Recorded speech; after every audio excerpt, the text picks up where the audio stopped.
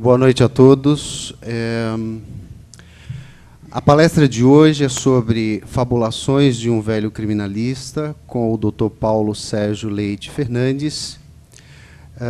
É uma palestra do Departamento de Cultura e Eventos aqui da UAB de São Paulo, que tem como diretor o Dr. Humberto Luiz Borges Dusso.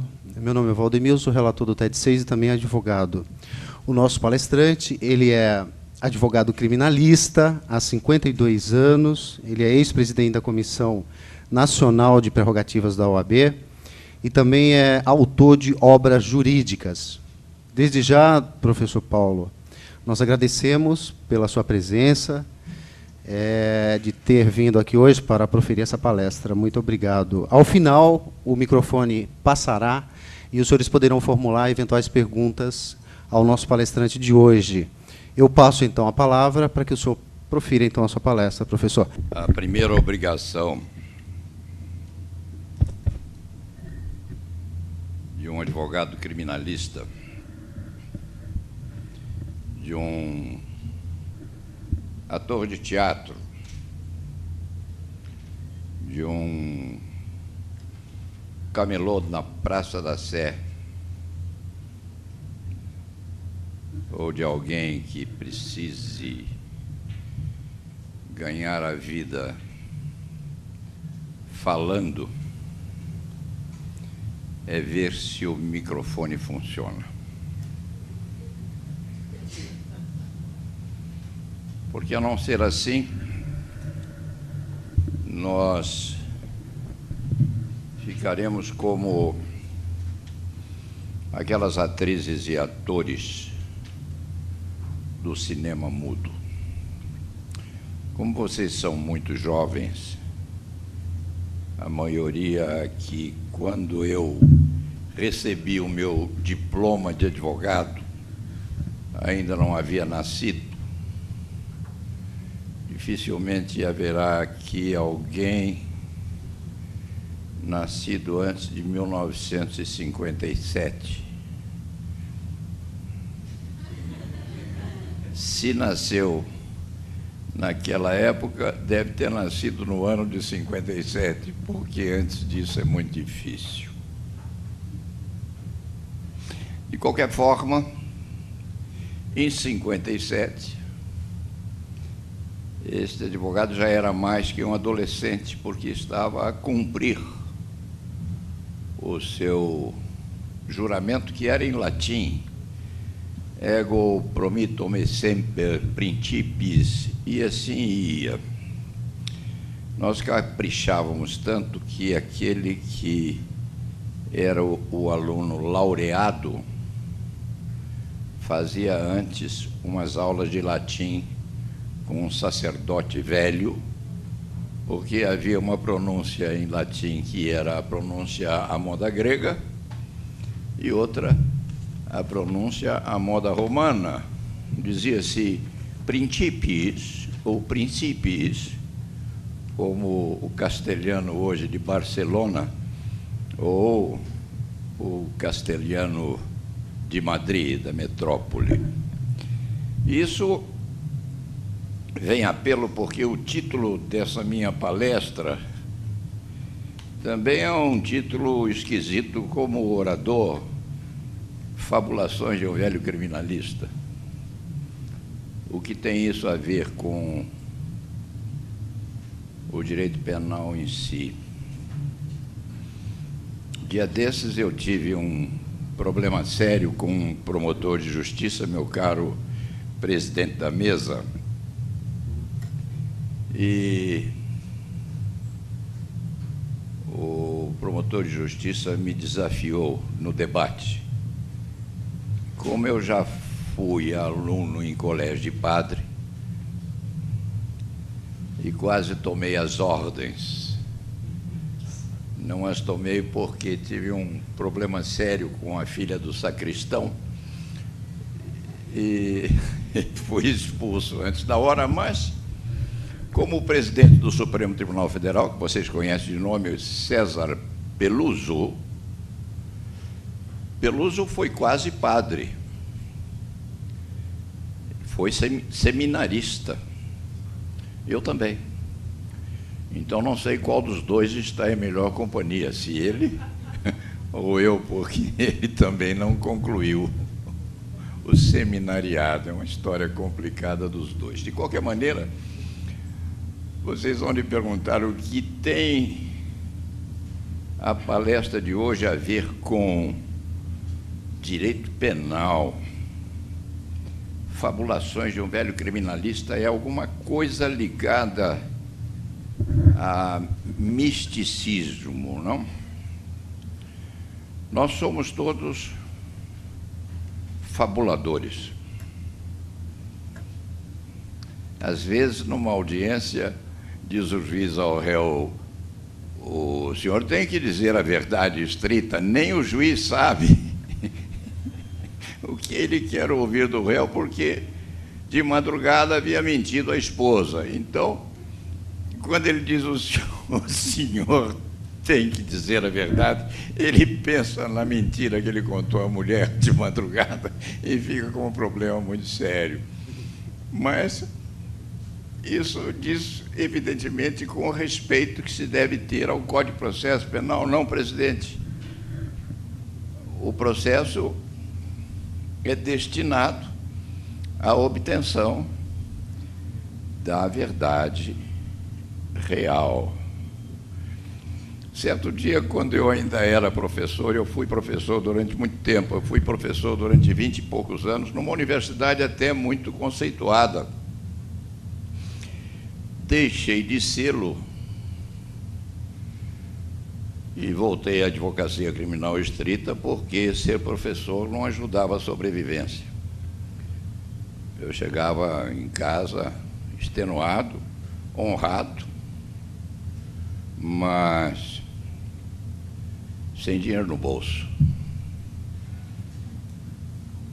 Isso me lembra uma obra de Pitti Grilli. Quem já leu Pitti Grilli aqui?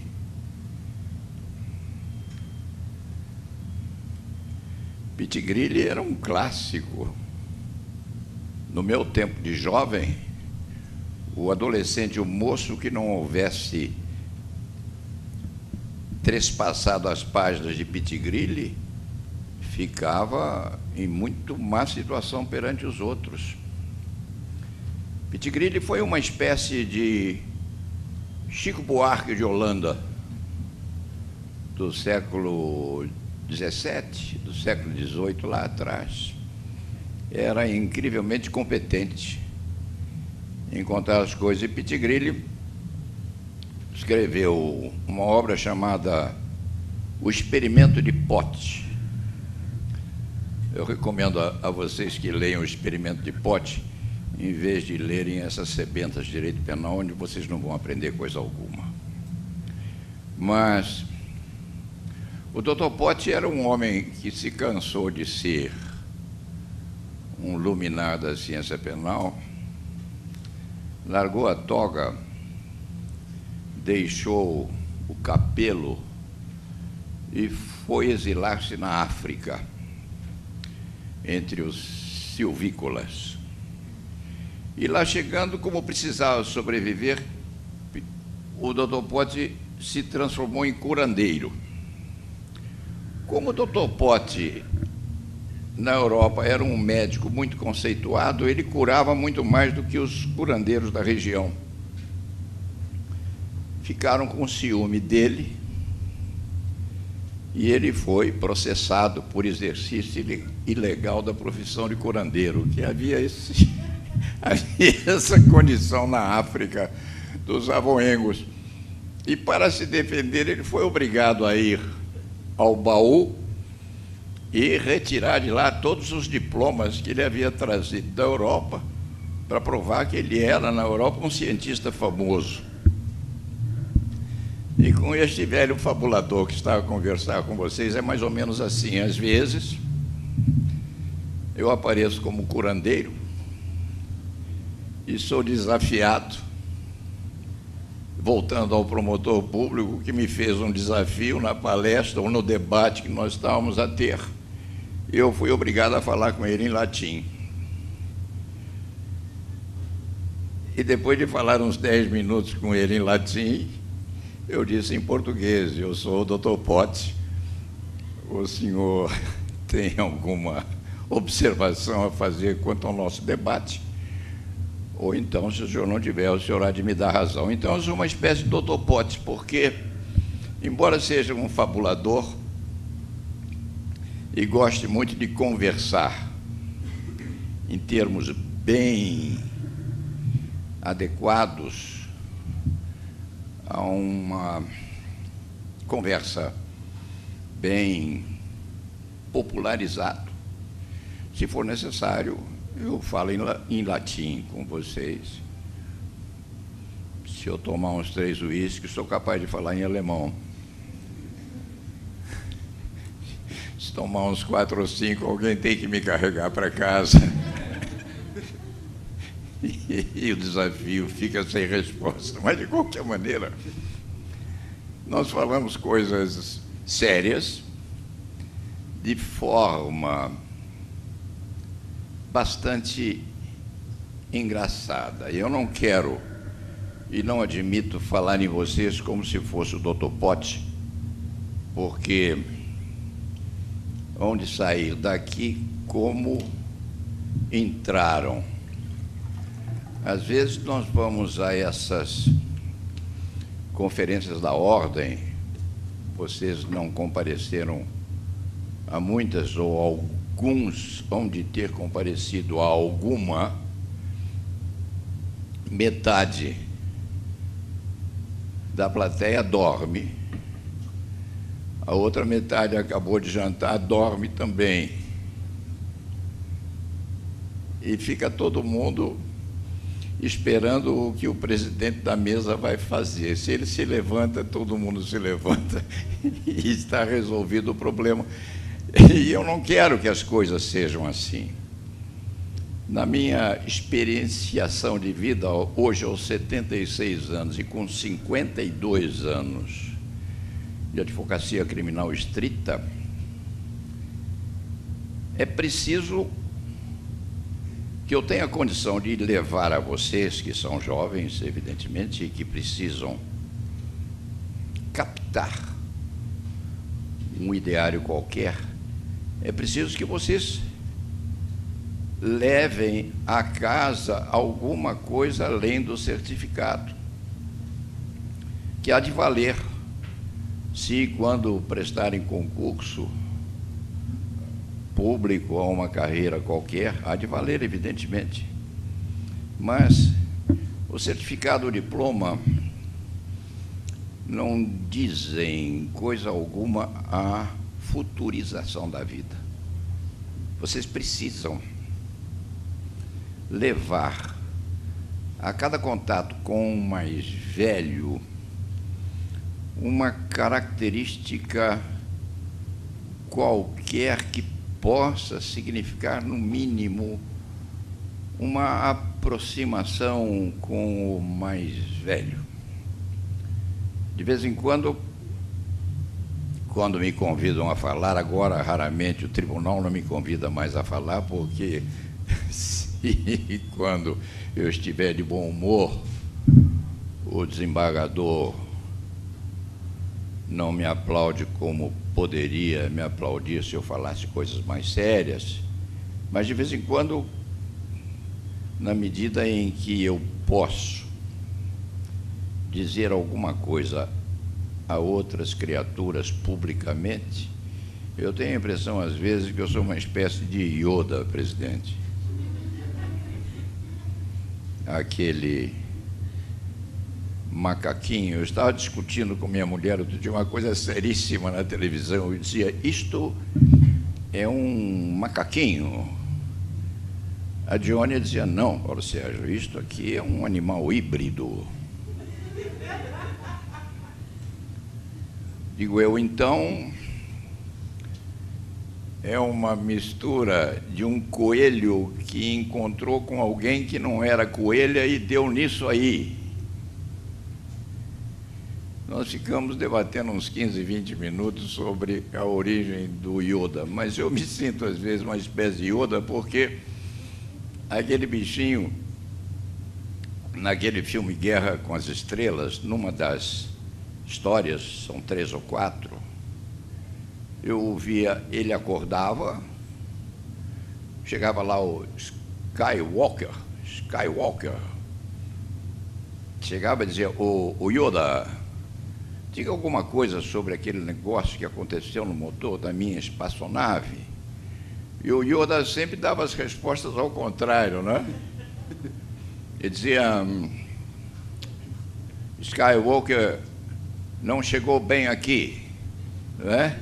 Mas ele não dizia Skywalker não chegou bem aqui, ele dizia não chegou bem aqui, Skywalker. E o rapaz tinha uma dificuldade muito grande de compreender. De qualquer forma, eu não quero chegar aqui com vocês como se eu fosse o Yoda. E onde perceber nessa palestra, que é até alegre, que o velho fabulador está fazendo, vocês vão de perceber que há uma sintonia, não é desarrazoado, não há incongruência nessa comunicação do velho flibusteiro da advocacia criminal com vocês. Há, sim, uma vontade, uma determinação muito séria de transmitir aos jovens um pedaço da experiência aurida nesse meio século, mais 2 anos de advocacia criminal. Às vezes eu me olho no espelho, cada vez mais raramente, presidente, porque me assusto, mas às vezes eu me atrevo. E constantemente chego à conclusão de que eu não sou mais eu. Em outros termos, eu gostaria de ser aquele que era, mas há uma distinção muito grande entre aquilo que eu sou hoje, ou seja, a minha casca, esta coisa, e a minha expectativa de ser um Henry Fonda.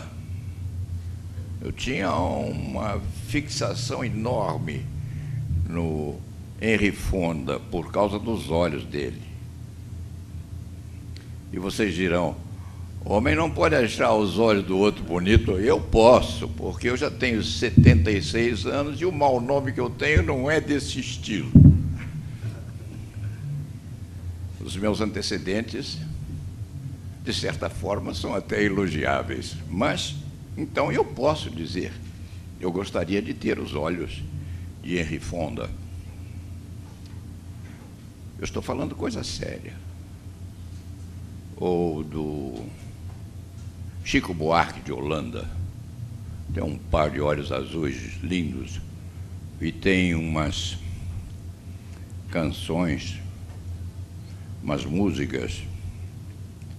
Eu quero lhe mostrar as marcas que guardei nas lutas contra o rei, nas discussões com Deus, e agora que cheguei eu quero a recompensa, eu quero a prenda imensa dos carinhos teus. Que coisa linda. Que coisa maravilhosa esse moço conseguiu dizer naquele encontro final da criatura com Deus,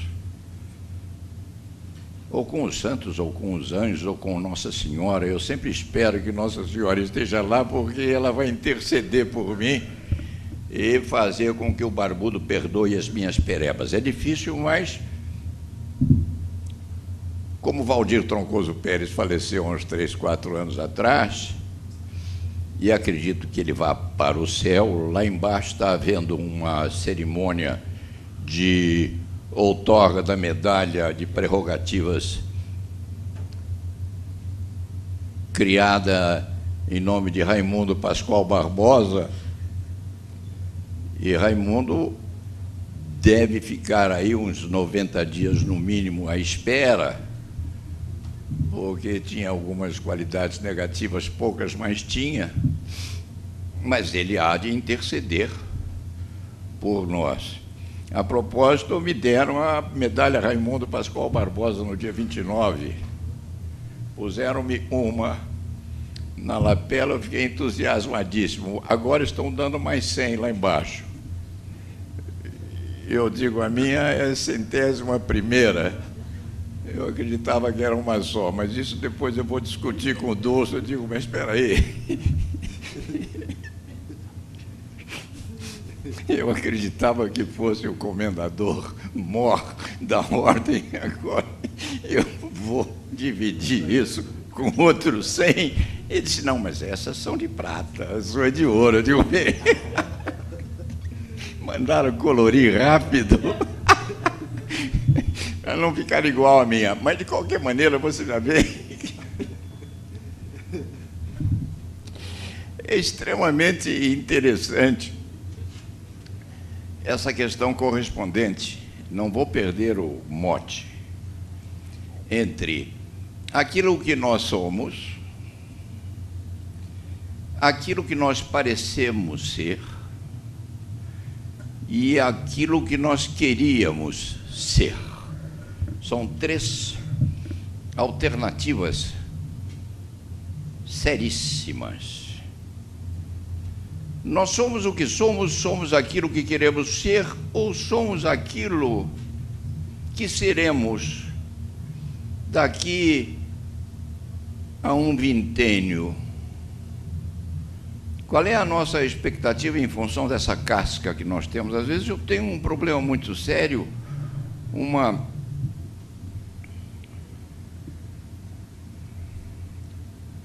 dita paranoia saudável. Vocês sabem o que é paranoia? Paranoia é ver de lado. A criatura é, mas ao mesmo tempo ela tem um estranhamento.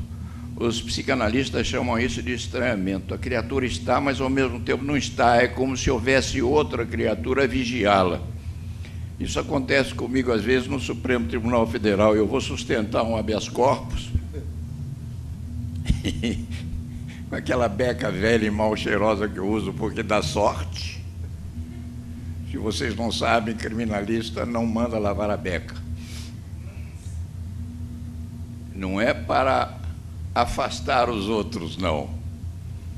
É porque é uma série de aspectos místicos. Alguns vão a uma tenda de umbanda e fazem uns passos na beca, depois não lavam mais de medo de Oxóssi ir embora e não dá mais sorte. Mas, de qualquer maneira, às vezes, eu tenho esta característica muito curiosa de estranhamento, ou seja,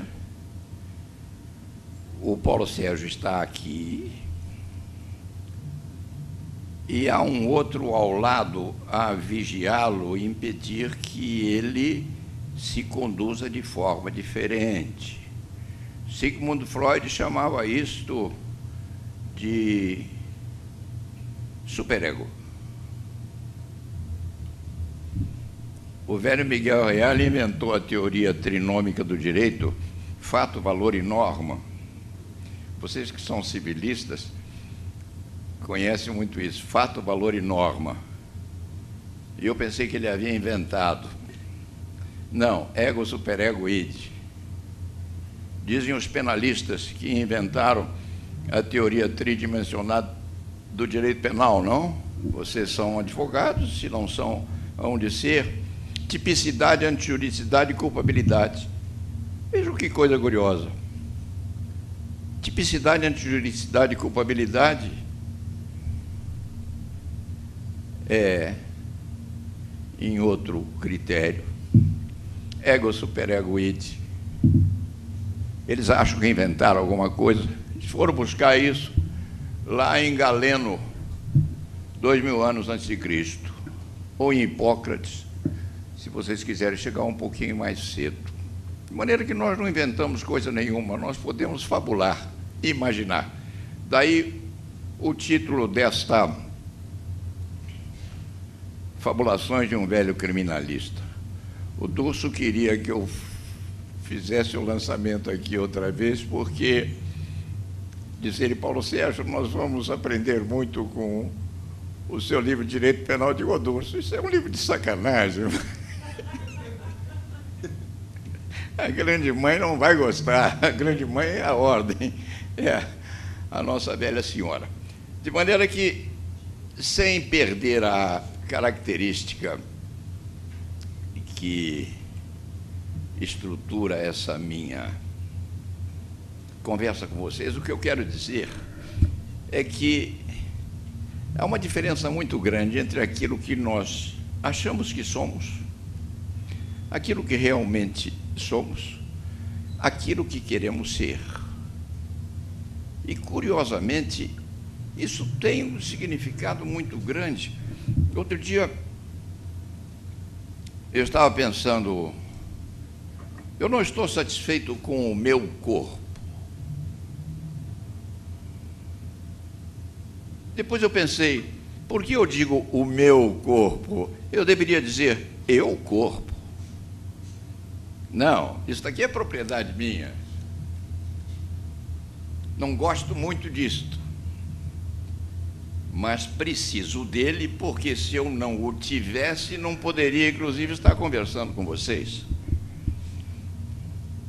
Preferiria ser o Henry Fonda, não é?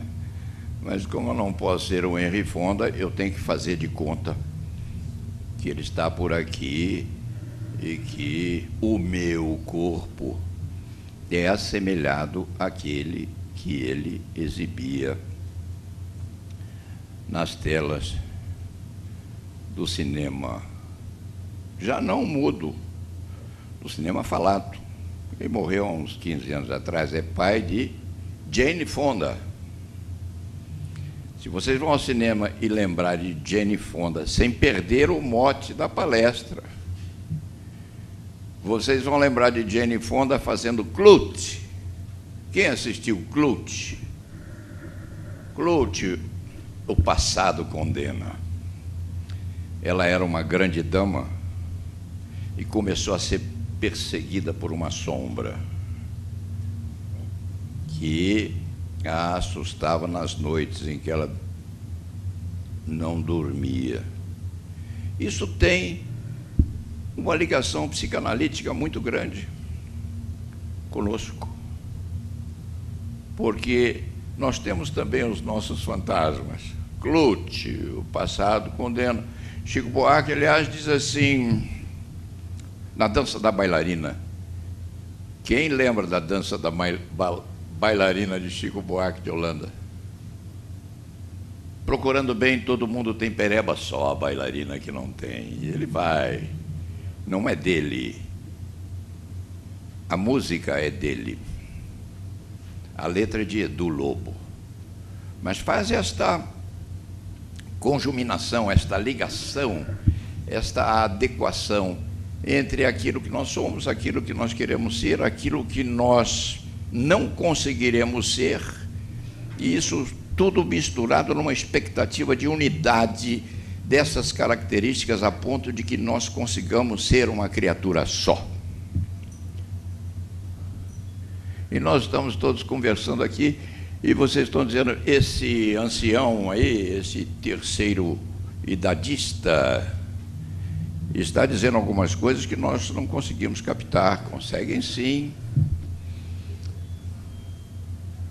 porque a expectativa de quem já viveu uma vida inteira e de que conseguiu sobreviver à custa desse tipo de comunicação entre o comunicador e aquele que recebe um influxo intelectual. Essa transmissão de pensamentos, de raciocínios, significa que vocês, jovens, vocês, moços, vocês que estão chegando agora, quem sabe, à maturidade, e vocês que estão procurando, de alguma forma, um aperfeiçoamento, precisam, mais cedo ou mais tarde, chegar à capacitação daquilo que vocês querem ser. O que vocês querem ser hoje não é aquilo que hão de ser amanhã, Mas vocês podem procurar unir aquele sensor que está do lado de cá, a criatura que está do lado de cá, e tentar uma união qualquer que possa significar um aperfeiçoamento de vida tendente a que vocês consigam obter a felicidade. Vocês saem de casa, vêm até a ordem, dizem que vai falar um sujeito chamado Paulo Sérgio Leite Fernandes com um título esquisito, Fabulações de um Velho Criminalista. Eu preciso jantar, eu preciso chegar cedo em casa. Esse centro de São Paulo está uma coisa absolutamente maluca. O que eu vou obter indo à ordem para ouvir alguém que eu nunca mais na vida, talvez, quem sabe, vou divisar novamente. Então tenhamos a impressão, quem sabe, talvez, de que eu seja um padre velho, aquele que fica ali ao lado, não a Igreja da Sé, porque se ficar algum padre ali na Igreja da Sé, furtam-lhe a batina em meia hora. Mas numa igreja gostosa, de um vilarejo, que sabe tudo, que já viu tudo. Eu às vezes digo que nasci no Rio de Janeiro, outras vezes, conforme o dia, eu digo que nasci em Santo Antônio de Pádua. Na verdade, eu nasci em Muzambinho, sul de Minas Gerais. E me lembro bem disso agora, porque eu falei em padre. Eu tenho um tio-avô, Cônego Macário, que era padre em Muzambinho. Viveu muito tempo, era respeitadíssimo em Muzambinho, era grão-mestre da maçonaria local e teve 6 filhos, e era o Cônego Macário de Almeida, absolutamente respeitado pela comunidade inteira. Era um padre híbrido, mas era um padre. E ficava sentadinho ali à beira da igreja matriz de Muzambinho, com aquela batina poída, aquelas meias vermelhas, porque o cônego Monsenhor usava meias vermelhas. Passava o Pedrinho, passava a Josefa, passava a Mariazinha, passava a Hermínia, passava o Pedrinho, e todos aqueles que passavam frente ao Monsenhor Macário de Almeida já haviam passado por ele, em Muzambinho. Então ele conhecia as qualidades do prefeito, do vice-prefeito, da mulher do prefeito, da empregada, da madona, da faxineira. E todos diziam: Cônego Macário, bom dia. Dizia, bom dia, bom dia. Isso depois da missa do meio-dia. Ele sabia tudo. E na minha idade, eu tenho a veleidade, meu caro presidente, de dizer que eu sei quase tudo, e quando eu não sei, eu imagino. Daí o título dessa palestra, Fabulações de um Velho Criminalista. Eu cansei de falar sobre direito penal, não acredito mais em direito penal. Não acredito mais em justiça, nessa justiça que vocês veem por aí. A minha crença já se foi há muito tempo. Não acredito nos penalistas vetustos. O meu direito penal hoje é absolutamente simples, é o direito penal do santinho. A maioria aqui é católica. Católica apostólica romana. A maioria foi batizada, foi crismada, fez primeira comunhão, confessou, comungou, confessa, comunga ainda, ou comunga sem confessar, porque tem poucas faltas a pagar. Mas isto diz com o meu direito penal básico. O meu direito penal básico é: quem pecou será castigado. É tão simples. Não há essa de ressocialização, de progressão de penas, de presídio aberto, semiaberto, de regime disciplinar diferenciado, que foi a invenção do nosso ministro Márcio Tomás Bastos. Outro dia eu disse a Márcio Tomás Bastos: você toma cuidado que você vai morrer e vai virar nome de presídio. E ele está seguindo celeremente para isso. Ele tem que deixar em testamento: não ponha o meu nome no presídio de segurança máxima que eu inventei lá em Canoilas, lá no sul. Mas isso pode acontecer. Então, o que nós temos que entoar nessa nossa conversa é o que nós somos, o que nós queremos ser, o que nós esperamos ser e o que nos vai acontecer se formos aquilo que esperamos ser. Em outros termos, se o nosso corpo se adaptar ao querer da nossa alma. Vejam que há uma certa sintonia nessa minha conversa aparentemente desordenada, não?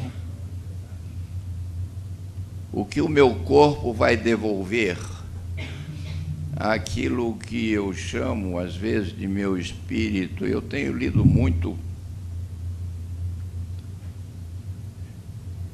neurologia. Tenho lido bastante sobre os nossos humores corporais, sobre a nossa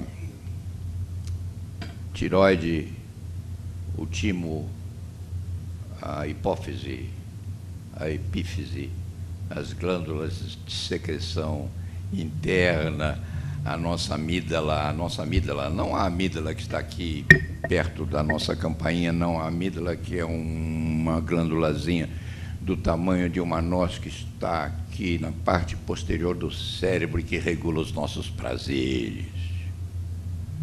É um bichinho terrivelmente complicado. A nossa amígdala. Outro dia eu briguei com o porteiro do meu prédio. Ele disse: doutor, a minha adrenalina está à mostra para o senhor. Até o faxineiro do edifício conhece a expressão adrenalina. Hoje de manhã, eu assisti ao jogo do Santos com um time japonês. Isso. E apareceu aquele garoto, um Neymar, que está ficando bonito, o garoto. É feio com a mãe da peste. Está ficando bonito, safadinho. Estão dando um jeito nele. Ele foi entrevistado e disse: a minha adrenalina estava à mostra quando eu dei aquele chute de pé esquerdo. Vocês pensam que eu não sei chutar de pé esquerdo? Sei sim. Então, o lobo direito dele e o lobo esquerdo dele funcionam do mesmo jeito, coisa que o Pelé também tem. A única qualidade que o Pelé tem é essa. Mas ele chuta maravilhosamente porque o lobo esquerdo e o lobo direito se comportam do mesmo jeito. São qualidades que ele tem e que nós podemos ter ou não temos. Então, eu tenho deixado de lado, devo confessar a vocês, das minhas fabulações, que eu tenho deixado de lado o direito penal e tenho pensado muito nos nossos humores corporais, porque a adrenalina, no fim das contas, tem uma relação muito grande, ou é um subproduto da dopamina. Essa é pior ainda, é muito mais perigosa. Nessa antevéspera de Natal, a nossa dopamina fica vertendo e eu não posso ir ao shopping, porque eu vou ao shopping, me dá uma carência, porque eu produzo dopamina demais, tenho que satisfazer essa dopamina ou essa adrenalina, o meu estado de carência me obriga a comprar uma porção de coisa que a minha mulher me obriga a devolver depois. Aí a vendedora diz: mas por que a senhora vai devolver? É a dopamina. A vendedora não sabe o que é. Tá bem, vai e devolve essa coisa. Mas isso tem, eu tenho uma cliente que eu tirei da cadeia, uma cliente granfina, riquíssima. Coitada, passou a noite lá no frio do 3º Distrito Policial. O marido atirou depois. Ela furtou 12 calcinhas. Furtou 12 calcinhas e enfiou na bolsa. Evidentemente, a pegaram com as 12 calcinhas. Ela não tinha o que fazer com as 12 calcinhas. O marido soube muito tarde, não deu para avisar o gerente da loja, ela foi presa. E por que é que ela furtou as 12 calcinhas? Porque ela entrou em um estado de carência enorme, não havia tomado os remédios correspondentes à supressão daquele estado de carência e furtou calcinhas. Isso, aliás, tem acontecido muito em Brasília.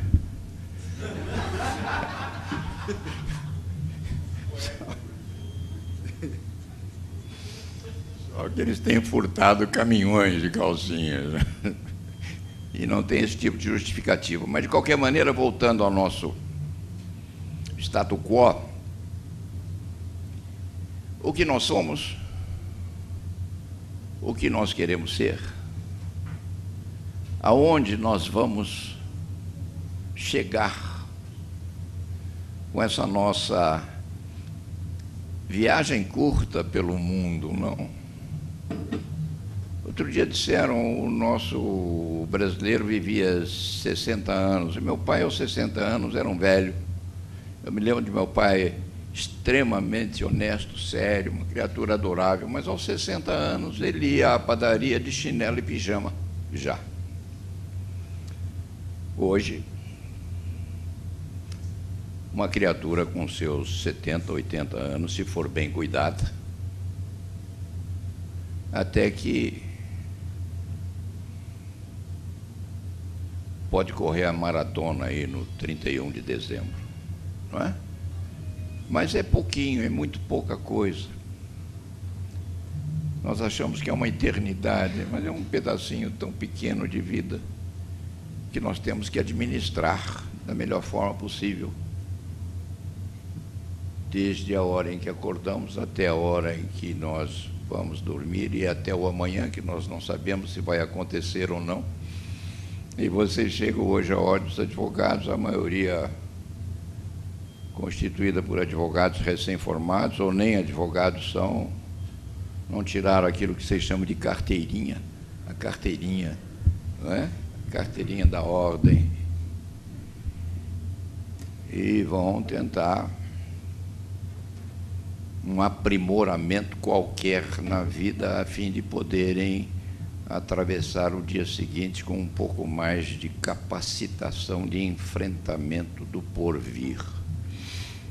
Essas coisas chegam muito à cabeça deste velho marinheiro,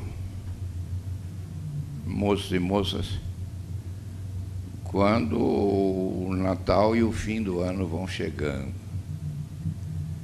São duas épocas muito complicadas, porque são uma espécie de aproximação com uma prestação de contas. Nós não sabemos a quem nós estamos prestando contas no dia 31 de dezembro.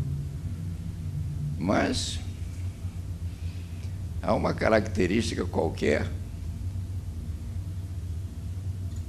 que nos faz refletir.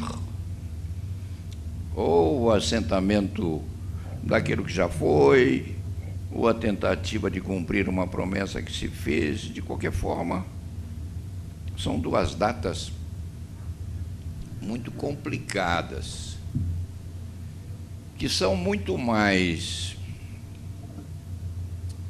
fortes e robustas na medida em que as moças e moços são jovens. Porque à medida em que nós vamos envelhecendo, o futuro começa a ficar menor, e menor, e menor. E alguém chega e diz: você está na terceira idade. Que xingamento terrível. terceira idade, para não se dizer que a criatura é velha. Mas, de qualquer maneira, de qualquer forma, é uma hora bem adequada a que nós pensemos no que nós vamos fazer com o nosso corpo. Voltei agora a examinar o meu corpo. Nós vamos ao espelho. Qual é aquela história? Há dois personagens que eu ponho de vez em quando no espelho. Um é Dorian Gray. Dorian Gray vocês conhecem. O retrato de Dorian Gray.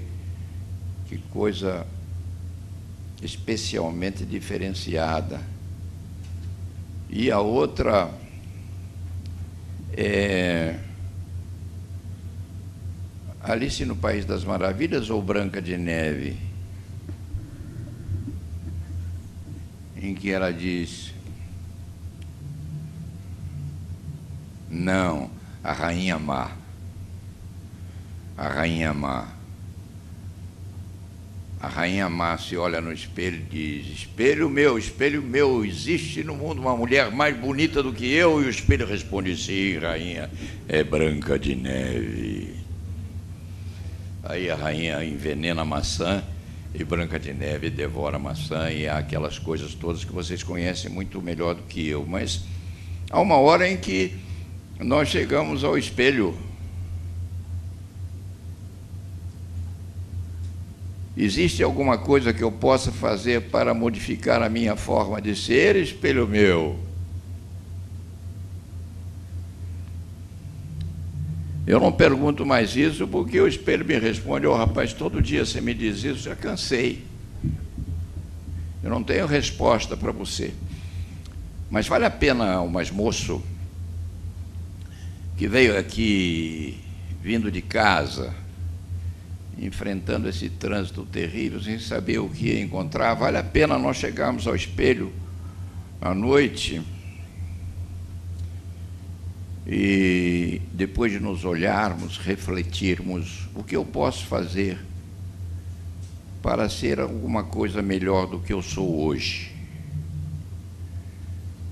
Nós entramos agora dentro desse aspecto, ou dentro de uma perspectiva, num terreno que é absolutamente objetivo. Este velho cavaleiro andante da advocacia criminal deixa de lado um pouco as fabulações e quer terminar essa conversa dizendo a vocês o que está acontecendo no nosso país. Para que vocês tenham uma ideia da ancianidade deste terceiro idadista, em 1964, eu já estava defendendo o preso político. No dia 1º de abril de 1964, eu comecei a fugir, e fugi até 73, 75, quando as coisas começaram a melhorar. E naquele tempo, eu, Paulo Sérgio, com um corpo que hoje não é mais o meu, eu era outro. Era magrinho, fumava 5 maços de cigarro por dia, não era barrigudo, não era ventrudo, tinha mais cabelo, tinha uma dose menor de enrugamento do rosto, era até um rapaz simpático, mas eu defendia terrorista. E de lá até 1988, que foi a data da promulgação da Constituição que nós temos hoje, evidentemente o meu corpo envelheceu e a minha alma, o meu espírito, se vocês quiserem fazer essa dicotomia, a minha alma e o meu espírito se recusaram a envelhecer com o meu corpo. É uma briga diária terrível entre eu e o meu corpo. Eu não gosto do meu corpo não gosta de mim. É um trabalho terrível para persistir na sobrevivência. Mas aquele Paulo Sérgio daquele tempo continua o mesmo até hoje. O meu espírito, a minha alma, ou se vocês quiserem, aquilo que faz com que as minhas mãos consigam se movimentar, eu consiga falar e dizer alguma coisa que seja inteligível a vocês, com essas sinapses que são contidas em bilhões de neurônios, colidindo frontalmente milhares e milhares e milhões e milhões e milhões, permitindo que o Paulo Sérgio diga a vocês aquilo que o Paulo Sérgio está dizendo. Aquele Paulo Sérgio continua o mesmo. O corpo mudou, mas a animação é a mesma.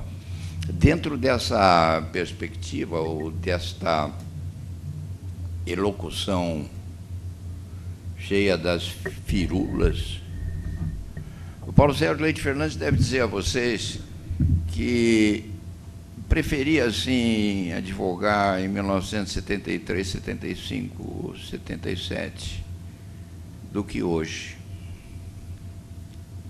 É terrível, é horrível, é incrível um velho advogado afirmar uma circunstância dessa natureza, porque em 1973, 75, 77, 1980, o milico respeitava a beca. Nunca, durante a ditadura, um homem fardado ousou desrespeitar a beca deste advogado. E a situação era muito pior do que nós estamos a ver hoje. E hoje, depois da propalada Constituição de 1988, nós temos um desrespeito diário à nossa beca, às nossas vestes talares. E hoje nós estamos num período dito absolutamente democrático. Hoje os juízes não nos recebem. Hoje o magistrado ofende o advogado. Hoje o Ministério Público está repleto de poder, um poder como nunca houve na história da República. Com a nossa grande mãe, eu chamo de a nossa grande mãe a Ordem dos Advogados, às vezes eu chamo de Dona Nhanhã.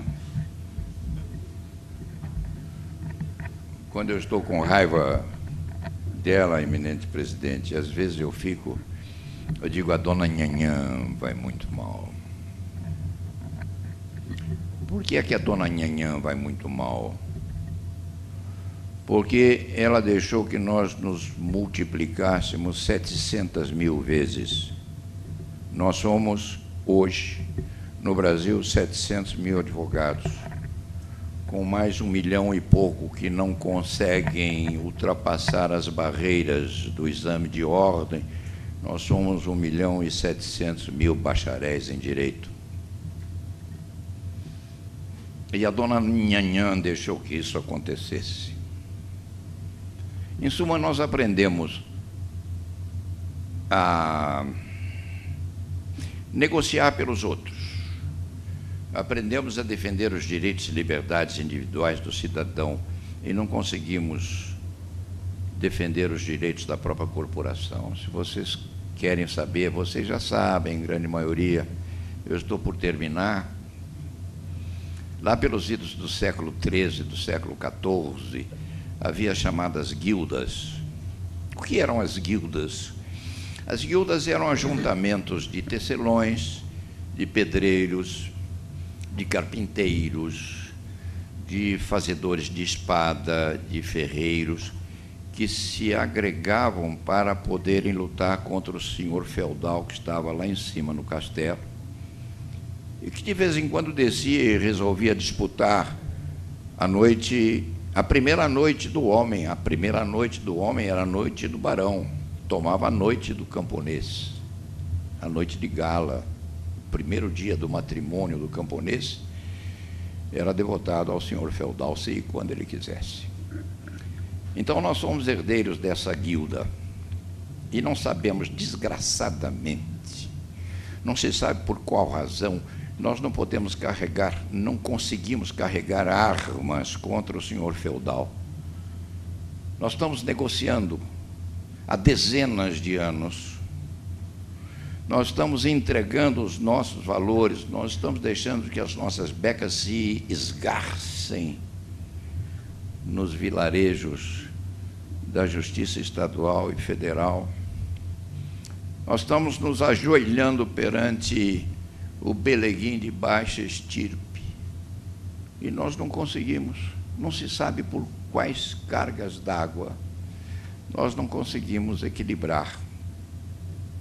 Essa luta que seria desigual, sim, se nós nos conscientizássemos da força que nós temos. Em outros termos, nós temos uma alma posta em distonia com o nosso corpo, não se sabendo se nós não conseguimos juntar os dois no sentido de obter um resultado adequado que possa fazer com que nós realmente consigamos equilibrar essa nossa profissão tão linda que é a advocacia, principalmente a advocacia criminal, porque nós, criminalistas, nós somos absolutamente orgulhosos e vaidosos.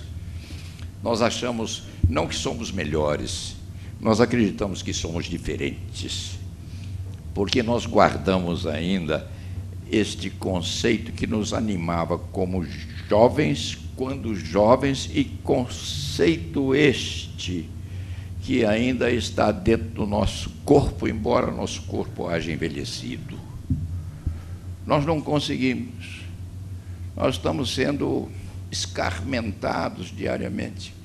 E as nossas lideranças não dão a nós a possibilidade de que nós nos agrupemos num exército mais forte no sentido de obtenção da renobilitação da nossa profissão. Eu acredito, só para terminar, jovens, aparentemente eu disse alguma coisa meio desgrudada de uma vocação racional. Mas quando vocês começarem a pensar naquilo que foi dito, vocês vão ver que há uma certa dose de razoabilidade naquilo que o velho marinheiro está a afirmar. Nós deveríamos, só para arredondar essa nossa conversa, nós deveríamos criar uma cadeira nova nas faculdades de Direito, deveríamos criar uma cadeira, vamos fazer essa proposta ao presidente Durso.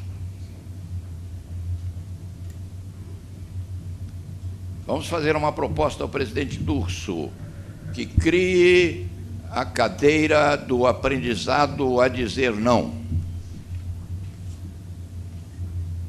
A cadeira do não. Porque vocês não foram ensinados a dizerem não. Vocês têm como professores criaturas muito bem formadas, a grande maioria magistrados ou promotores de justiça. Muito poucos advogados dando aula para vocês. E essas duas organizações, esses dois segmentos paralelos, ensinam vocês diariamente a dizerem sim, a se submeterem, a se disciplinarem.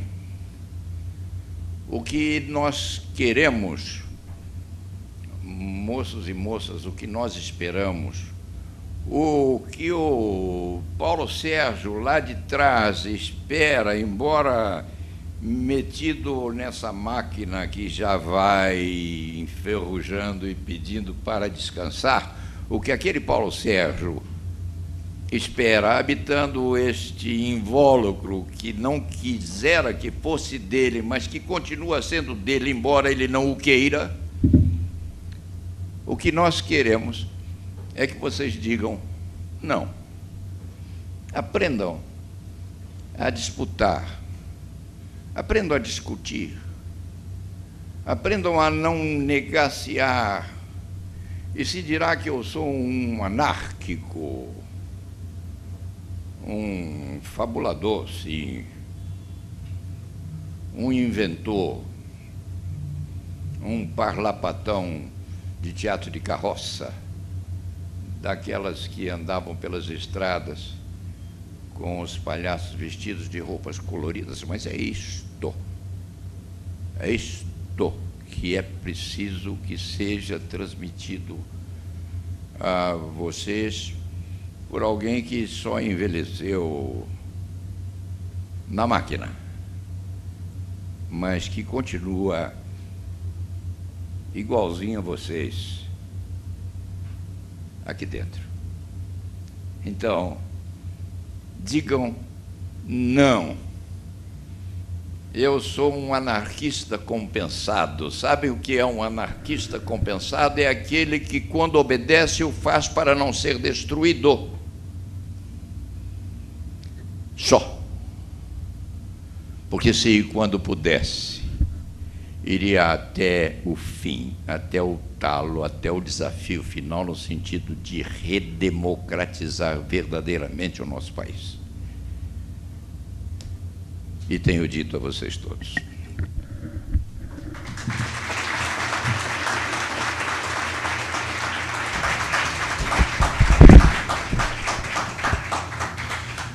Parabéns pela palestra, professor. É brilhante a sua palestra. Certamente contribuiu para a reflexão dos advogados, enfim, para a reflexão de qualquer pessoa que ouviu as suas palavras. Muito obrigado.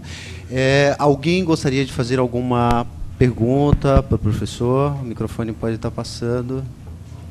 Não tendo perguntas, a Ordem dos Advogados do Brasil pedem para que eu passe essa placa para o senhor, professor, que diz o seguinte: a Ordem dos Advogados do Brasil, Seção de São Paulo, por seu Departamento de Cultura e Eventos, agradece ao conferencista, Dr. Paulo Sérgio Leite Fernandes, pela palestra Fabulações de um Velho Criminalista, proferida hoje em 14 de dezembro de 2011, e assinam a placa o Dr. Humberto Luiz Borges Dusso, que é o nosso diretor do Departamento de Cultura e Eventos aqui da OAB, e também o nosso presidente da OAB, que é o Dr. Luiz Flávio Borges Dusso. Obrigado.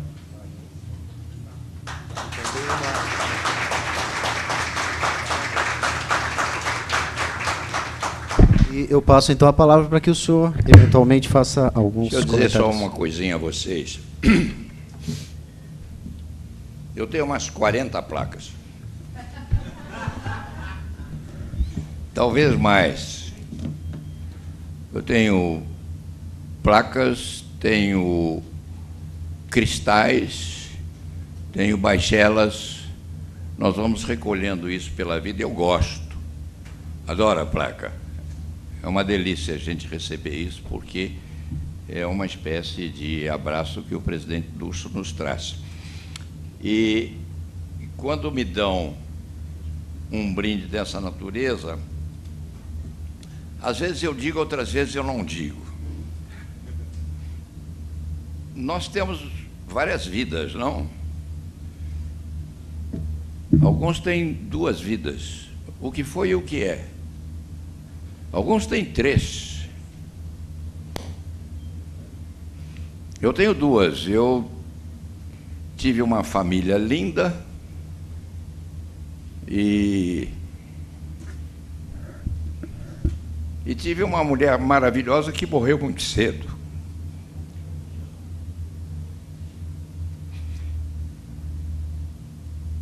Quando a gente começa a se emocionar, vou ensinar um negócio a vocês, a gente se divide.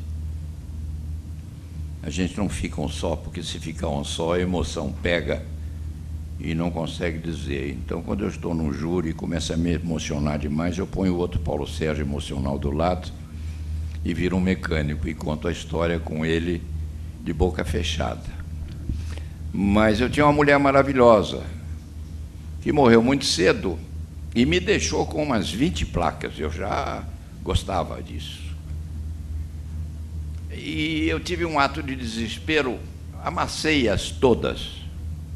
Pisei, inutilizei, deixei-as todas em estado miserável. No dia seguinte, as placas haviam ido para o lixo. recolheram, como se recolhe alguma coisa deixada ao relento. Eu só comecei a vê-las outra vez uns 15 anos depois, porque os meus filhos haviam recolhido as bichinhas, eles eram pequenos, e esconderam. 15 anos depois, desamassaram a martelo. Se vocês forem ao meu escritório, onde vê que eu tenho um panô na parede, com metade delas impecáveis e a outra metade cheia de moças. E o cliente pergunta, o que aconteceu? Eu digo, um caminhão passou em cima.